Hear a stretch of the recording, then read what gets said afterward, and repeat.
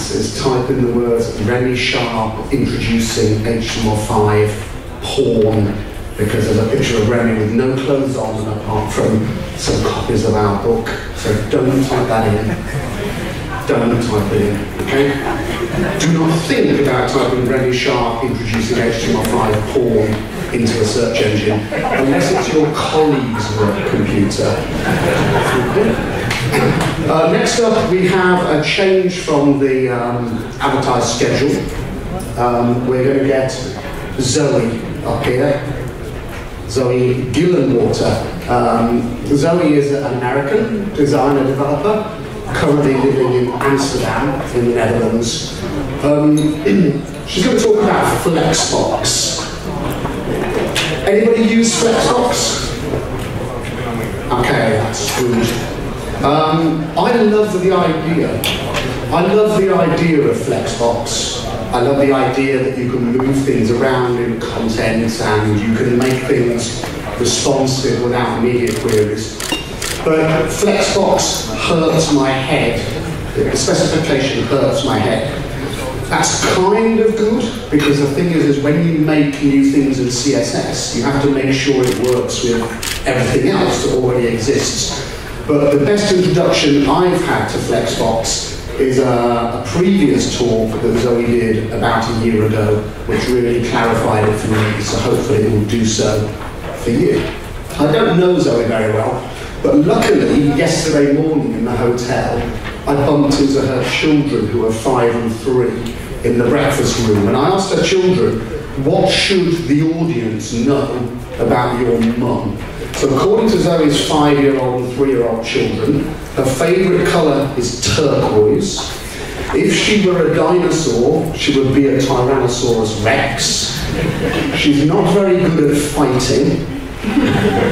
And get this is a lovely example of a child's loyalty to the mother. I said, when your mum picks her nose, does she use this hand or this hand?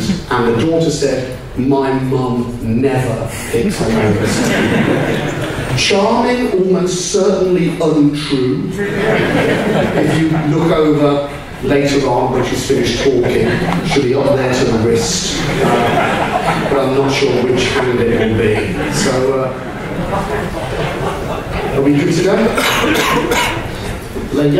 Ladies and gentlemen, please put your hands together for Zoe Gillenwater.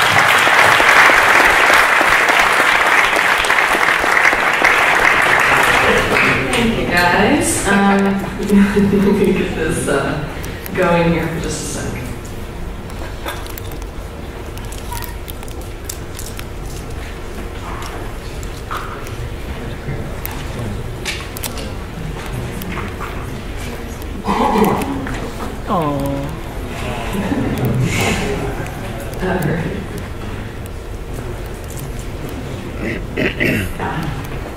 Showing? All right. I don't know why it's on the second slide. But anyway, thank you guys. In addition to what Bruce told you about myself, I am a UX designer at Booking.com, which I really enjoy, and they are still hiring if you want to come join me up in Amsterdam. I also wrote 2 books on web design and CSS, and I've been speaking mostly about CSS for many years now. In 2008, one of my very first conference presentations was on how to build flexible layouts, and really not just how, but also why you should do it, because most sites back then were fixed with, designed to look right just in 1024 by 768, maximized windows. Designers were scared of their sites not looking identical for every user. Now, by maybe 2011, when responsive web design had become a thing and mobile devices were everywhere, I no longer had to devote a big portion of my flexible layout presentations to why flexible design is worthwhile. It was all about here's how to do it, not why, no more persuasion needed. And thinking back, it's kind of been that way through my whole conference presentation history. When I first started talking about CSS3, for instance, everyone seemed concerned that I wouldn't see the rounded corners and semi-transparent backgrounds. But over time, we chilled out and allowed things to look different in different browsers, at least for certain visual effects. And this seems to be a cycle that we keep going through. At the beginning of responsive web design, for instance, we all wanted to polyfill IE's lack of support and make it imitate responsiveness. kind of like the bargaining phase here. But now it does seem more popular in the industry to just let IE have a simpler one-size-fixed-width or partially fluid layout. We finally, are getting to the acceptance phase. Andy Clark's decision to give IE6 a universal no-frills style sheet was really controversial when he wrote about it in 2009, but now most of us think it's perfectly logical to give less capable browsers a somewhat different experience. So IE8 gives straight corners and no shadows. That's no big deal. So for the past year or two, I've been talking about Flexbox, and I feel like our mindset is still on the can't use it end of the continuum. And there's nothing wrong with that end. Everything needs to start out there. But I don't think we need to be there anymore with Flexbox. I want to convince you to use it now. So I'm going to show you several examples where Flexbox could be used on components of the page rather than the whole page layout in a way where non-supporting browsers still get an acceptable, not necessarily identical, fallback experience. So Flexbox is stable and supported enough to use it now in bits and pieces as progressive enhancement. For one thing, the syntax is finally done changing. The W3C's CSS Flexible Box Layout module, which is the full name for Flexbox, is now at last call. So the spec is solid and well vetted now, and that means that the CSS that you learn and write now will still work in the future. And secondly, it actually does have good browser support. I'm not going to read out all of these browsers to you, but basically you've got great coverage on mobile. And on desktop, you're just missing IE9 and earlier, which I know is nothing to brush off, but the point is that Flexbox is not a fringe thing anymore. It's just that different browsers support different versions. So you can see that most support the current version, but before it was a candidate recommendation, the syntax did go through a couple changes and some of the property and value names changed. But fortunately, most of the behavior stayed the same, so you can, for the most part, feed those different property and value names without a problem. It can be hard to keep track of which is which and even to learn what standard properties do what and what their values are. So a good way to learn the syntax or refresh your memory is to check out a Flexbox code generator like Flexiboxes. I really like this one since you can change the values and see how it changes the layout in real time. And also it includes the legacy CSS if you want to, so you can see the equivalence between the standard syntax and the old versions. Although, once you have learned the standard syntax, you may decide to not bother learning the old syntaxes and just let a preprocessor like SAS or Less do it for you. I've linked to a couple Flexbox mixins here. And then another tool that you can use to add the prefixes is the auto prefixer library, which naturally adds browser prefix variants, including the various Flexbox versions. I don't really have a firm stance on whether you should use the old syntaxes. Like most things, I think it depends on the project and which pieces of Flexbox you're utilizing.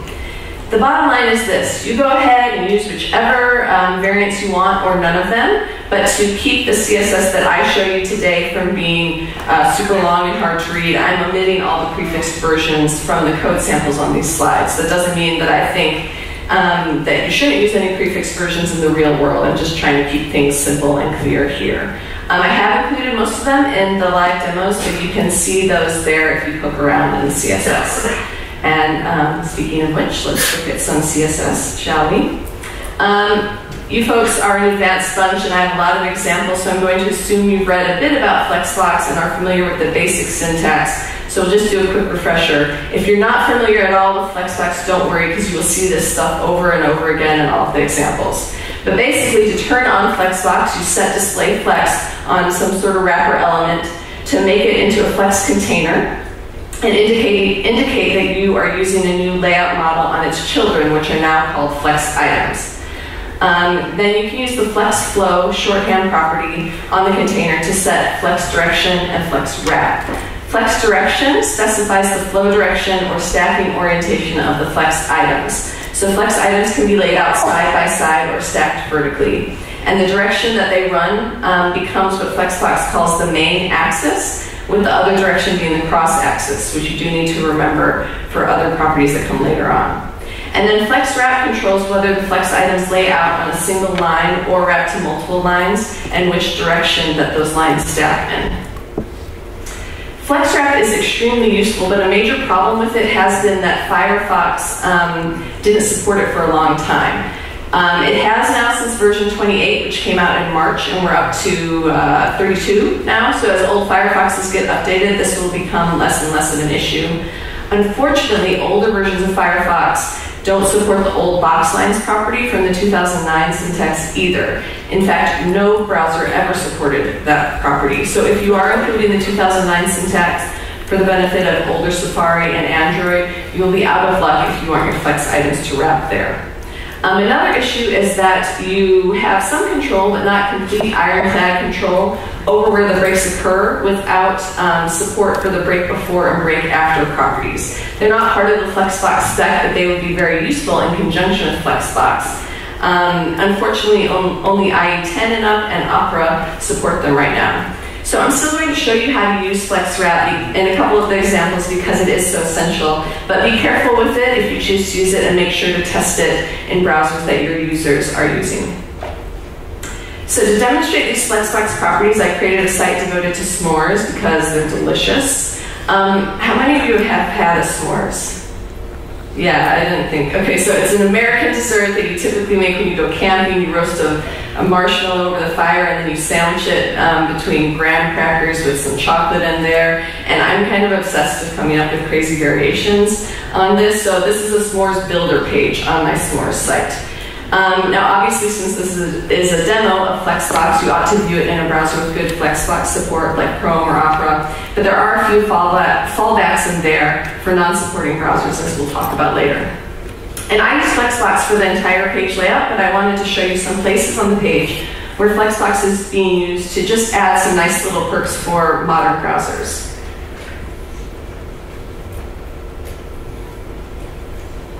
So one of those places is the main nav. At narrow viewport widths, I wanted the links all in a row under the logo. And this is super simple without Flexbox, of course. I can use inline block or any number of other CSS techniques to get the links all in the same line, your basic centered menu. But there's no reason why I can't add Flexbox on top of this CSS to enhance the nav further. The LI can be inline block and flex items at the same time. So to make them flex items, I set display flex on list nav, which is their parent UL, and this in turn automatically sets flex direction to the default value of row. So the children LI become flex items laid out on a single horizontal line. So far, nothing has changed in appearance by adding Flexbox. I still just have a centered nav. But now that the LI are flex items, I can take advantage of Flexbox's advanced alignment properties. For instance, what if I wanted the nav to stretch to the full width, with the first link flush left and the last link flush right, and equal spaces in between? It's the sort of thing that's really easy to do in Photoshop, but hard to do on real web pages. And you're probably thinking display table cell, and it can indeed do the full width part, and it can make the links equal width, but it cannot do equal spacing between the text blocks of each link. So see, if I do display table here and table layout fixed on the UL, it makes each LI the same width. So they look equally spaced if they have backgrounds or borders. But if I remove the backgrounds and borders, you can see that the gaps between the actual link's text is not equal. Longer links have smaller spaces around them, and the shorter links have bigger spaces around them. And plus there is a gap to the left of the first link and on the right side of the last link compared to the edges of the content block below. So display table cell won't work for my nav with no backgrounds. Instead, I can use Flexbox's justify content property set to space between to move the first and last LI flex items to the edges and equally distribute the remaining space in between the links. The justified content property is set on the flex container, and it aligns flex items along the main axis, which in this case is horizontal because the flex items are laid out in a row. And I can use both inline block and Flexbox together on the nav so that the items will be centered in non-Flexbox browsers and full width in the Flexbox browsers. And I don't need to hide anything here from non-supporting browsers or vice versa, which makes this enhancement really easy to add. It's just these two lines in red are all the Flexbox that you need to layer on. And then here's how the nav looks on medium width screens. The The fallback version doesn't attempt to imitate full width, but there is nothing wrong or broken looking with it being centered. A variation on the full width nav bar is pagination that I use for the gallery section on my s'mores site. Mine look too stretched out on really wide screens, so I can keep it centered there using Justify Content Center with good old text align center as a fallback, of course. But the pagination does look good full width on medium screens as shown here. And so just like with the nav, I simply use Justify Content Space Between on the list to do this. And this works vertically too, because flex direction set to column instead of the default value of row will stack the flex items. So let's say I wanted to show some social media icons or whatnot down the side of each article or media object. And here is one, but I'll have several, with a wrapper class on each and then 2 blocks inside, icons and content.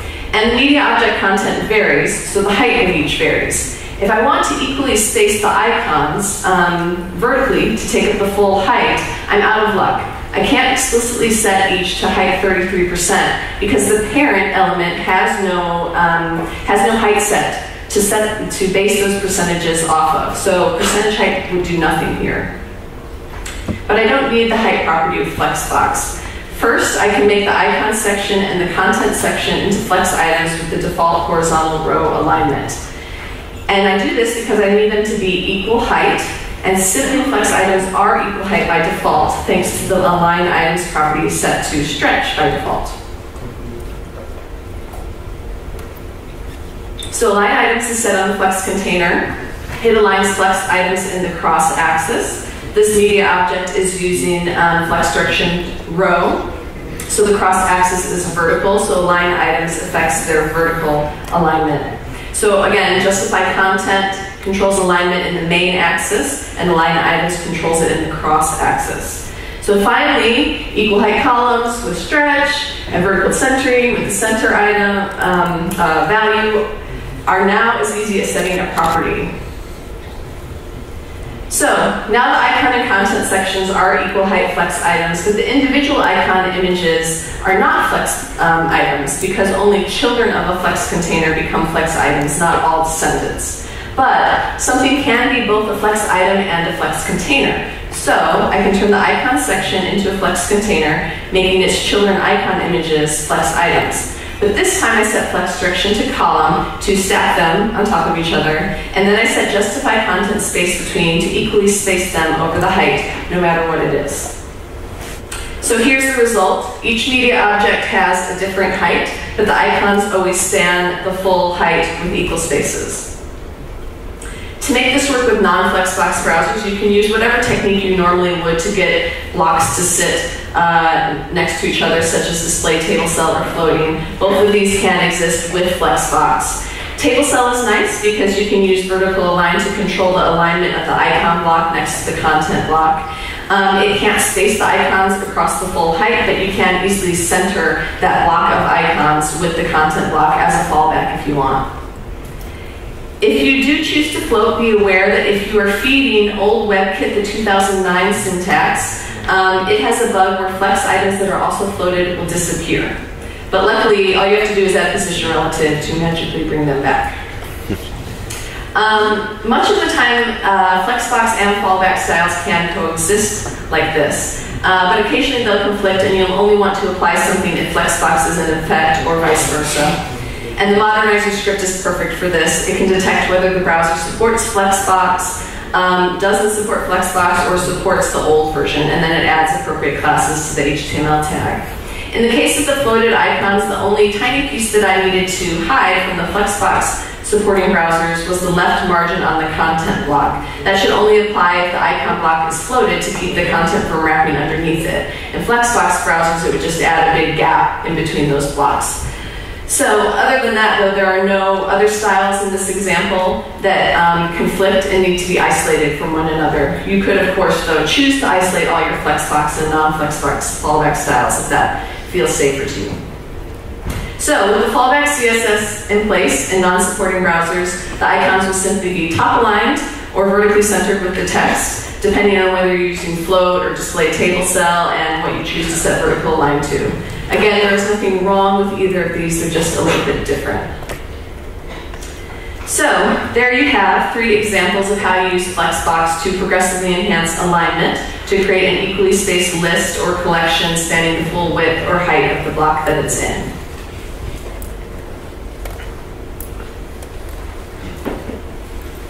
We just looked at using flex direction column to equally distribute a handful of items vertically, but it also is handy for moving just a single item to the bottom, like say a footer. If you want your footer to stick to the bottom of the viewport only when the content is shorter than the full viewport height, there are lots of ways to hack this, but they basically all rely on setting a height on the footer. If you don't know what the height of your footer is, which if it contains text you really do not, you can use Flexbox instead, super simply. This is a screenshot from a great demo by Walton, and here is his code.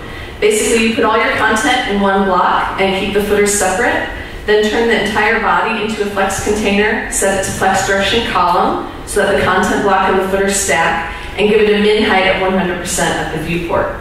Now, so far, this would just result in the default display. I just have header, content, footer, as if Flexbox was not used, so there's no impact on non-supporting browsers. To push the footer down, I just set the content block to flex 1 to make it take up any and all remaining space left over after the header and footer have taken their heights. And this flex property is one of the foundations of Flexbox and a big part of what makes it so powerful. But it can be easy to misunderstand how it works. So let's dig into the details. It is set on flex items to assign them a proportional size, and it affects either width or height, whichever is the dimension in the main axis. So in the sticky footer example, the content block is stacked vertically along with the header and the footer, so flex 1 affects its height. And there are 3 components to the flex value, which is a shorthand property: flex grow, flex shrink, and flex basis. Flex grow means how much the flex item will grow relative to the other items if extra space is available. Or you can think of it as the proportion or number of shares of extra space that it gets. Flex shrink means how much the item will shrink relative to the other items if there's not enough space, or the proportion of the overflowing pixels that it will have to get chopped off of itself to get everything to fit again.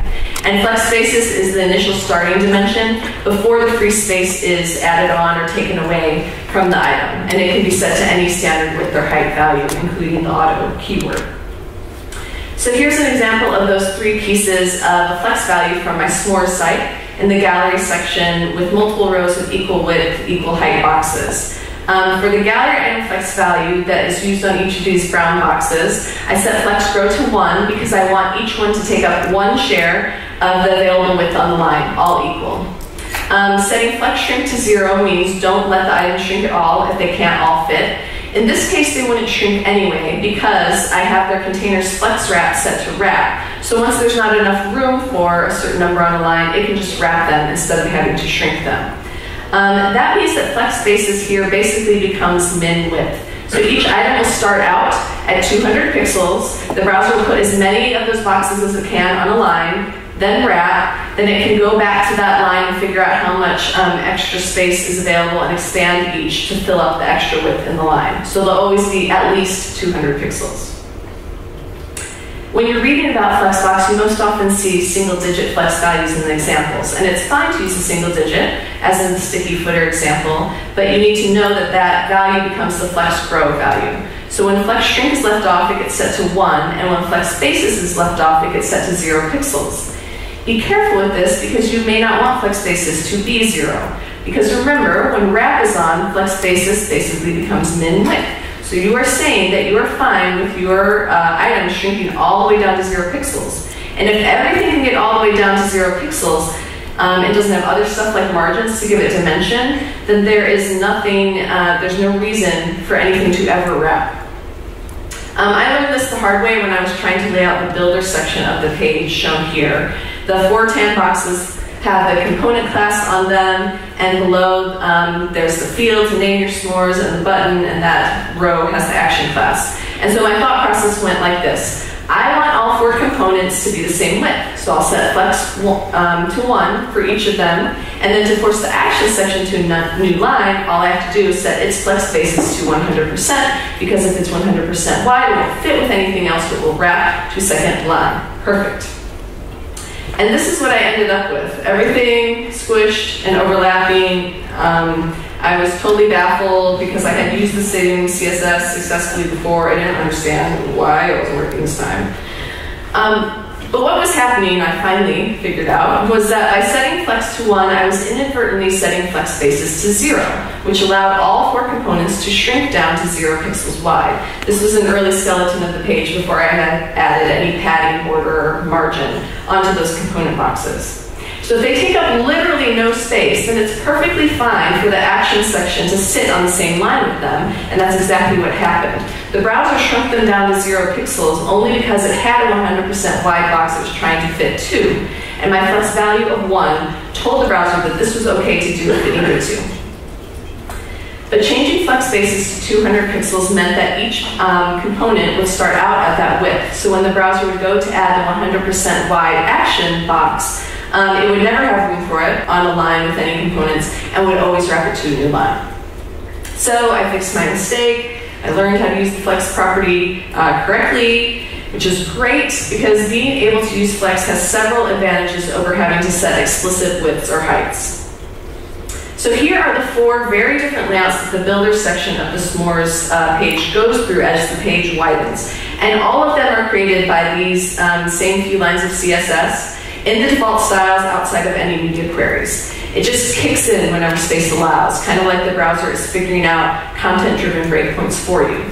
So you don't have to figure out where to put the breakpoints and what crazy percentage widths to assign to your boxes within each breakpoint. The browser does all that. And you can see how dramatically a layout can change without you having to create different versions within multiple media queries. Media queries are still useful and lovely, of course, but it's nice anytime you can automate things and keep your CSS simpler. Flex also adjusts widths to accommodate for margin. Box sizing is used frequently nowadays to let you mix pixel padding and border with percentage widths, but it doesn't apply to margin. Margin is still added onto your explicit widths. But with Flex, the margin is accounted for in calculating how much space is available, so all of your Flex items can still fit perfectly. The browser would also make them fit if I added or removed items from the HTML without me having to adjust any CSS. This makes Flexbox really useful on sites where the number of blocks of content may change frequently or based on user interaction or based on the section of the site that you're in. So maybe on your home page you have 3 feature blocks sitting side by side, and then on your features page you want to have 5 feature blocks, and then a month from now your boss decides to have a 6 feature block, and in every case they're in a differently sized container.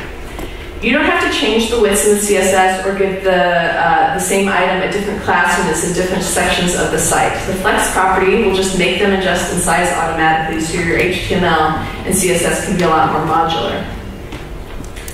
Flex is great to use in hybrid layouts when you are using different units of measurement across the line. Like here, I want the text field to stretch to the remaining width of its line, but I have no idea what width value to give it because the content before it has widths in a mix of pixels and ems, and the parent box is some changing percentage of the page.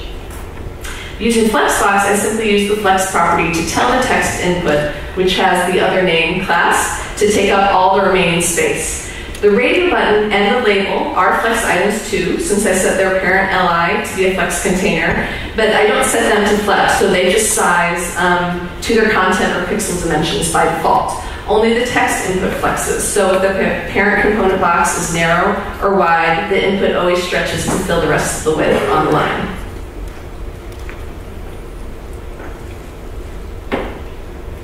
Another really cool thing about Flex is that it can make siblings have proportional sizes to each other. So if I set 2 boxes to Flex 1 and 1 box to Flex 2, the Flex 2 box will be twice as wide as the others. The browser first allocates pixels to padding and margins, and then it sees how many are left for Flex widths, and it gives 2 pixels to the Flex 2 box, like it's dealing out cards. For every 1 pixel it gives to each of the Flex 1 boxes. But you have to be careful with this because, again, it only works as you expect if flex basis is 0, as it is when you're using single-digit flex values. This is because if all the boxes start out at 0 pixels, then all of the pixels on the line are extra. So the Flex 2 item gets twice as many of those pixels added on to 0, and is thus twice as wide as the others. If Flex Spaces isn't 0, the Flex 2 item won't necessarily be twice as wide as the Flex 1 items. The browser will still give it 2 pixels for every 1 pixel it gives to the others, but it will be adding these pixels onto starting widths. For instance, here when Flex Spaces is 10 pixels for all 3 boxes, the Flex 2 box ends up being 20 pixels wide, and each Flex 1 box ends up being 15 pixels wide. I won't walk you through all the math that leads to these widths, but I can tell you for sure, take my word, that 20 pixels is not twice as wide as 15 pixels. This is not a criticism of Flex, it's just a detail about it that most online tutorials leave out, which can trip you up if you don't understand why it's happening. And I also learned this one the hard way. So, Flex is awesome, it makes the sticky footer super easy. Again, this won't be seen by non-supporting browsers, but nothing will look broken, it's just normal. Header, content, footer. Plus, most pages aren't shorter than the viewport anyway, and it's just a little cosmetic detail that you can add if you want with 3 lines of CSS. Another way to make the footer stick with Flexbox is to use a top auto margin on the footer instead of flex on the content above it. In Flexbox, if you set a margin in the main axis to auto, that margin will take up all of the free space left. So Flexbox auto margins will work in any dimension so long as the margin is in the same direction as the main axis. So for instance, to pin a Flex item to the bottom of its Flex container, set Flex direction to column on the Flex container so that the items can fill its height, and then set margin top to auto on the item that you want to pin. And this makes that margin take up any height left over in the main axis, effectively pushing the item with the margin and everything that follows it to the bottom. This is useful if you want to pin unrelated items to the bottom of equal height boxes so they look like they're aligning. It's really common for plan or pricing comparison boxes as shown here, these red buttons pinned to the bottom, but you may also see it in product listings or galleries. I wanted to use the effect on the other text fields at the bottom of each component box. Without Flexbox, those fields are unrelated from each other in the HTML and thus can't align. With Flexbox, they are still unrelated, but their parent component boxes aren't and can be equal height easily, which is what we need to make those fields become bottom pinned and appear to align with each other. So, we first make the builder section a Flex container, and the default align items value of stretch on it makes the 4 child component boxes equal height. Not only do the 4 component boxes need to be equal height, but the UL within each needs to be equal height with the other ULs too. So I make each component a Flex container with vertical direction so that its child UL can flex to fill its entire height. And I also make the UL into a Flex container so that its LI will be Flex items and can thus use auto margins in this new way that Flexbox allows. So finally, I give the other row, which is the last LI child of UL, an auto top margin so that whatever free space is left in the full height UL will be put above that last LI. And this effectively pushes it or pins it to the bottom of its parent UL. I won't walk you through the CSS that you could use as a fallback to create a similar pinning effect, but the gist is that you could use display table cell to get equal height boxes, add a good chunk of padding and M's to the bottom of each box, and use absolute positioning to pin the other row and the space left by that padding. This isn't as nice as the Flexbox version because absolute items have the potential to overflow and overlap other content, and you have to hard code that padding value, but it will look the same as the Flexbox version, just not as robust. I also made use of auto margins on the wide view of the main nav. I simply set margin left auto on the 3rd link, the throw a party link, which placed all of the extra width in the line to the left of that link and pushed it and the content following it to the right edge. Without Flexbox, most would cheat and break this into 2 lists, which is less accessible and robust. So, there's your second idea for how to use Flexbox today. Use it to pin items in a much more flexible and bulletproof way than absolute positioning allows.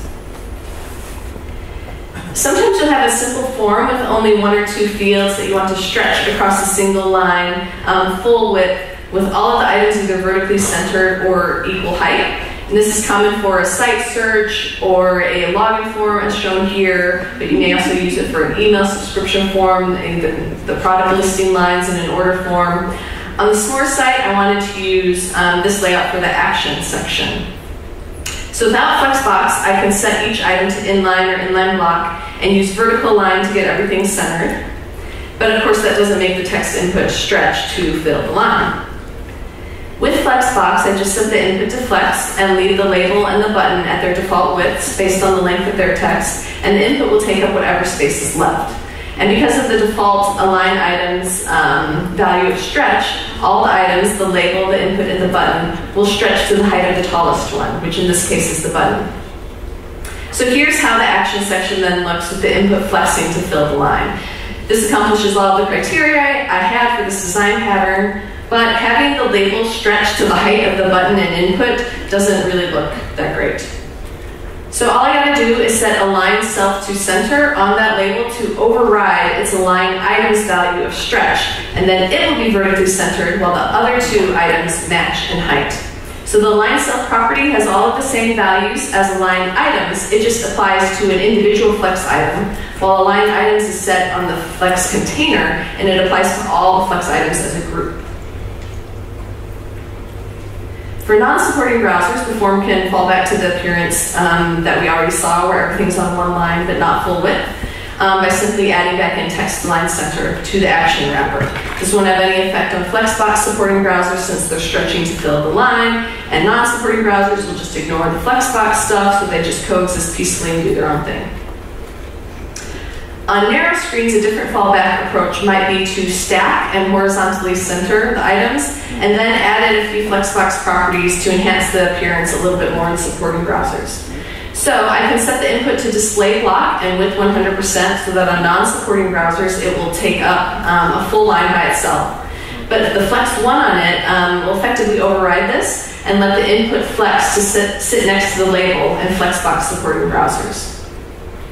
So here's what that looks like in non-supporting and Flexbox browsers. So again, the input is on its own line and it's full width in the fallback version, but it sits next to the label in the Flexbox version, and I didn't have to hide either of those conflicting chunks of CSS from the other browser, which is always nice and makes progressive enhancement easier. The only tiny piece that I did need to hide from non-Flexbox browsers was the right margin on the label.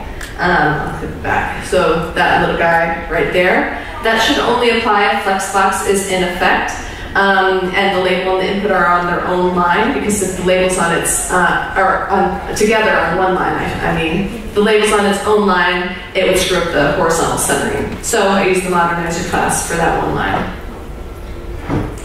The stretchy text field is also a nice enhancement when you have icons or little pieces of text that you want to sit next to or connect to a field. This is Philip Walton's demo of that effect that you can check out at the URL shown here. We're currently using Flexbox Live on smallbitsofbooking.com for things like full width forms, as in this example. When you're logged in, you can view a drop-down for your wish list with a text field and a button at the bottom to create a new wish list. And it looks nice to have those, the field and the button together span the full width of the drop-down. The problem is that we translate our text into 42 languages, so the number of characters in that button can vary a lot. Now previously the text field was set fixed to 195 pixels, but that meant that in some languages the button didn't have enough room beside it and would drop down to a second line. So the solution that my colleagues applied was to make the input flex its width so it could take up whatever space was left after the button. Floating is still used to place the two beside each other, and the input has a more narrow fallback pixel width now, so they always show in the same line in non-supporting browsers, just simply not necessarily full width. We use Flexbox in a similar way on our customer service form, which uses a fluid layout. Using Flex, the fields fill the full width of their container, no matter its size, switching from stacked to 2 by 2 automatically as soon as they can fit beside each other. No media queries are responsible here. And this is simply an enhancement on top of the floating and percentage widths, which control the layout of the form when Flexbox is not available. Here's what that looks like when Flexbox isn't available. At certain narrow widths, the combination of percentage width and pixel margin will make two inputs take up more than 100%, forcing them to wrap. When the viewport is wider, the form looks almost identical to the Flexbox version, except that it doesn't quite fill up the full width of the container. So you can see that if the gap on the right side there is a little bit bigger than the gap on the left. Again, not the end of the world. Form elements have always been kind of finicky about alignment and spacing, but now with Flexbox you can clean up those little spots where things weren't quite full width or not quite centered, and make your forms look even more polished in modern browsers. So I already showed the pagination from the S'mores site gallery with it centered on wide screens and full width on media screens. On narrow screens, I can keep it full width, but it would be cool to move the previous and next links up to their own row. But I don't want to touch the HTML to do this. They will still come last in the pagination UL. Flexbox can do this using its order property. So I set the order property on Flex items to specify which order I want them to lay out on the page, regardless of the HTML order. The browser runs from the lowest numbers, including negative, to the highest. So the previous link comes first with order 0, the next link comes second with order 1, and all the rest of the links come third with order 2.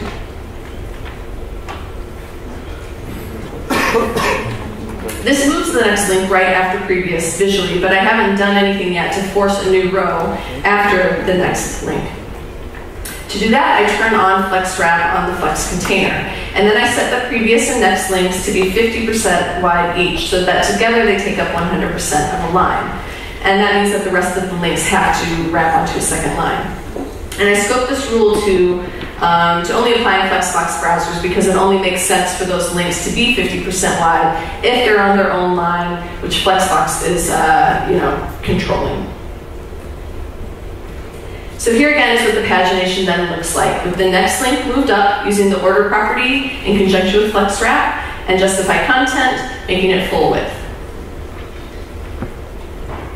This ability to arrange content visually in a different order than it appears in the source can have accessibility implications, both good and bad.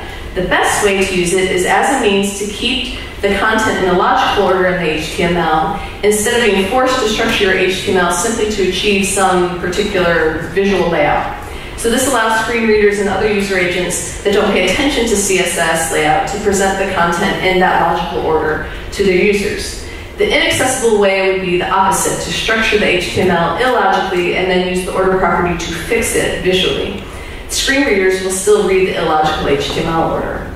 Also, even if you use the order property for good to visually rearrange logically ordered HTML, the tab order won't always match the expected visual order of left, right, top to bottom for left to right languages, which can be very disorienting to sighted non-mouse users when their focused outline jumps around the page in a seemingly arbitrary way as they tab.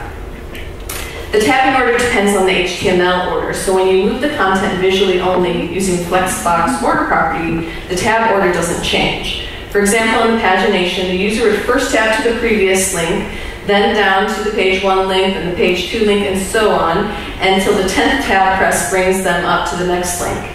In this case, I don't think that that would be disorienting. Even though the next link is higher, the page 1 link is right below the previous link, so it wouldn't be strange to see the tab order move there after the previous link. This is different in Firefox. Firefox is smart enough that when you move content visually using the Flexbox order property, it changes the tab order to match what would have been the normal tab order if the item's current position was the normal flow of the page. So in this pagination, the user would first tab to the previous link, then the next link on the same line, then it would move down to the second line with the page 1 link, and so on.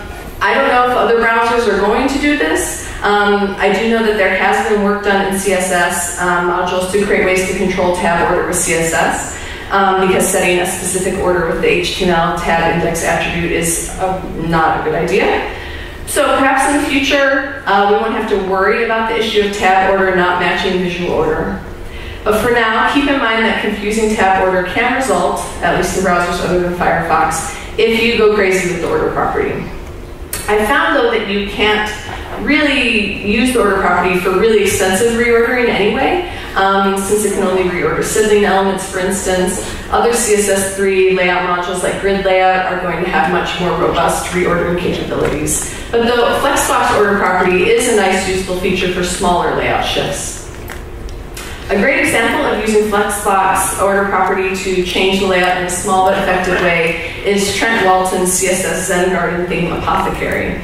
The HTML structure of the Zen Garden puts the sidebar at the very bottom, but in Trent's one-column design, he didn't want to have it so far down the page. So he used the Flexbox order property to move it up in between the intro and main sections. So here's Trent's design in a Flexbox supporting browser and in a non-supporting browser. Without Flexbox, the content stays in the normal flow order with the sidebar at the bottom. The reordering is more of an enhancement here, not an essential part of using or understanding the page. That won't always be the case, of course. Much of the time, the order that we place our content in is very important. It's tied to content hierarchy, UX, usability, and we won't be willing for even a small percentage of our audience to see an order that's contrary to what we planned for. But in some cases, you'll have some flexibility with where you can put things, at least for the minority of your audience that can't see Flexbox. And so you might consider using Flexbox order property as an easy progressive enhancement tool then. The order property can especially come in handy in responsive sites when you want to stack the content on narrow mobile screens. One of the challenges with responsive web design is that the order in which you need to place your major content blocks in the HTML to make them stack in the desired sequence on mobile is not always the same as the HTML order that you need to achieve a multi-column layout in the desktop view to make floating work, for instance. But remember how great browser support was among mobile browsers for Flexbox? So you might consider using the Flexbox order property to rearrange the content just on mobile devices. So that way you can keep the HTML in the order that's needed for the desktop layout, where you don't want to use Flexbox yet for the entire page layout, without worrying about significant chunks of your audience seeing an order different than the one you had planned. Jeremy Church wrote about this on his blog, and he has a demo on CodePen. He uses modular classes that set Flexbox order and apply only within a media query that shows on narrow mobile screens, where Flexbox has great support. And it overrides the HTML order only on mobile.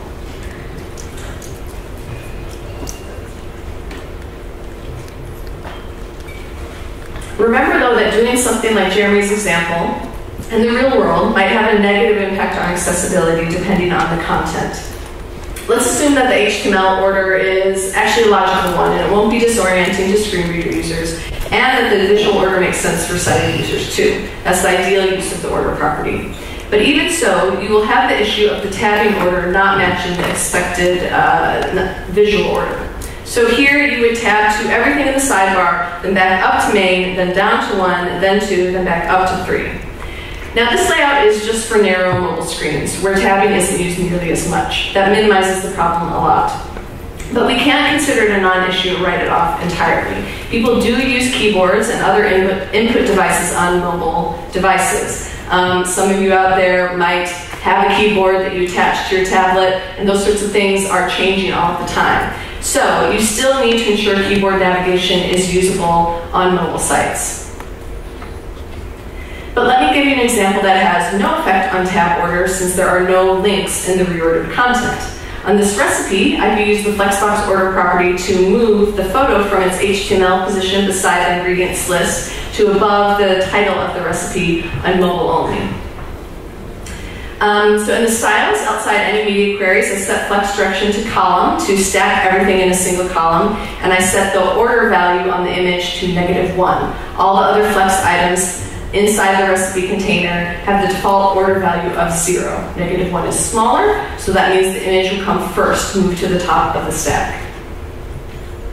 On the desktop view, I simply turn off Flexbox by setting the recipe's display back to block. That puts the image back in the normal flow order, where I can then float it to the right, beside the ingredients list. There's no concern about Flexbox support on desktop, since I'm not using it there. And any mobile browsers that don't support it will simply see the image before the ingredients.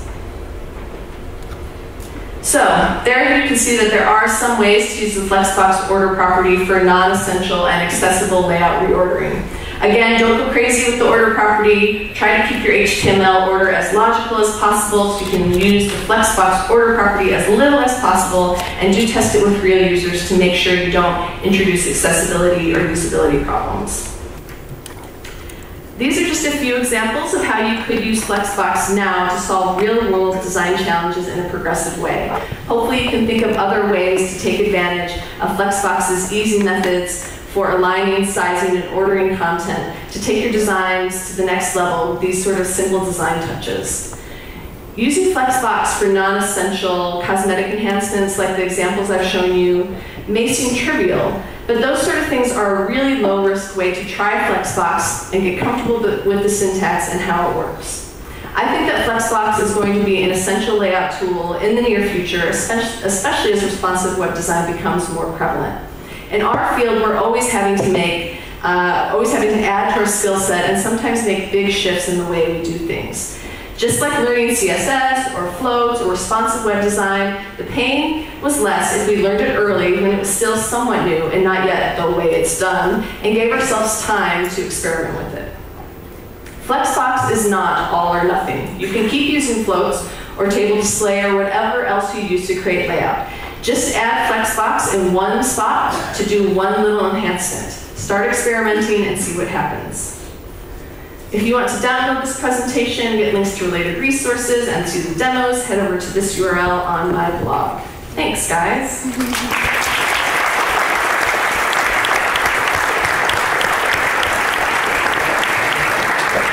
Thank you very much, Zoe. There's time for a couple of questions, if anybody has a question for Zoe. Struck me she covered almost everything, but everybody's head spinning, flex. Questions? I saw a chocolate bar in the store here that looks suspiciously like s'mores. So you may have that flavor combination at your fingertips, you guys, but sorry, I can't guarantee that it was that. Well, if questions occur, grab her at the party afterwards. She drinks bourbon. Oh, there's a question over there. Hey, I have a question about performance. Do you have any idea how many replays does the Flexbox trigger compared to normal display modes? So the performance of Flexbox is pretty much the same as other layout methods. Paul Irish did some testing of this. This is not the case, though, with the 2009 syntax. So that syntax is slow in old WebKit, but the current syntax is pretty much just as fast as other layout methods in the modern browsers. So I kind of lean towards not feeding the 2009 syntax to those older browsers, but you know, that is something that you have to keep in mind. One more question, anybody? Excellent. Then it is coffee time. Zoe Gillenwater.